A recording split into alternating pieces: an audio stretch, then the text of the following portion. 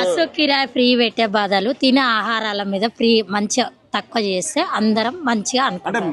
ప్రధానంగా మీకోసమే మహిళల కోసమే మహిళల కోసమే గాని బస్ కిరాయి తీసేయాలి. ఎందుకట్లా? కొట్లాటలు పంచాదులు నూనె మీద అన్నిటి మీద తక్కువ చేయాలి మంచిగా. అంటే మీరు బస్ ఎక్కితే ఒక 6,000 దాకా మిగులుతాయి. మిమ్మల్ని ఏమొద్దు కోటీశ్వరాలని చేద్దాం. ఏమొద్దు కోటీశ్వర్లారు కానీ రైతు బంధువు వేస్తాడు వేస్తలేడు. ఆ.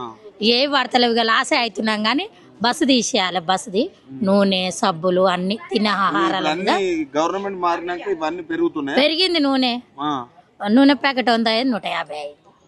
ఆ పెద్ద డబ్బా 3,000 2,500 అయింది. 2,000కి వచ్చేది. అన్ని పెరుగుతూనే ఉన్నాయి. అందుకనే ఈ బస్ ఫ్రీ గ్యాస్ లేదు, రేషన్ కార్డు లేదు, ఇండ్లు లేవు అన్ని అన్నాడు కానీ ఏది ఒక్కటైతే కాలే ఇప్పటి వరకు. ఒకటి బస్ ఒక్కటి వేసిండు. ఇక రాజాల దగ్గర పోతురు ఆడివి. ఇక మొగోళ్ళు అంటారు ఈ ఆధార్ కార్డు అయిన ఆడివి చెప్తే ఇంటలేవు అంటున్నారు.